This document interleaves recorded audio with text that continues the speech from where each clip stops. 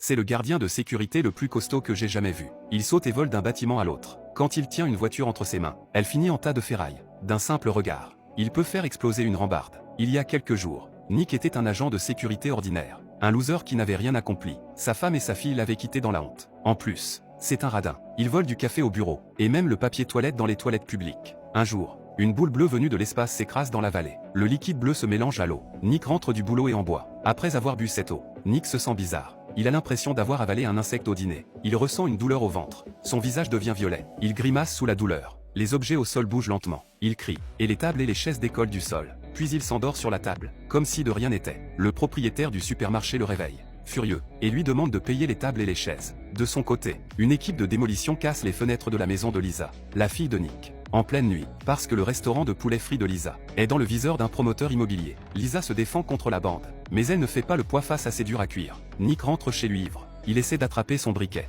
une cigarette à la bouche, mais le briquet est trop loin. Il se concentre, et, miracle, le briquet vole dans sa main. Nick est perplexe. Soudain, le téléphone sonne. C'est sa fille. Elle lui annonce que sa femme est morte. C'est l'équipe de démolition. Aux funérailles, le père et la fille sont très différents l'un de l'autre. Puis les casseurs reviennent semer le chaos. Lisa se bat avec eux. Nick se cache dans un coin, sans un bruit. Quelques instants plus tard, les fauteurs de troubles repartent. Lisa regarde son père lâche et lui dit « Tu ferais mieux de rentrer chez toi. » Sur le chemin du retour, il se déteste d'être si incompétent. Il donne un coup de poing en l'air. Furieux, le camion poubelle à côté de lui n'est même pas à 5 mètres. Nick reste bouche bée devant ce qu'il vient de voir.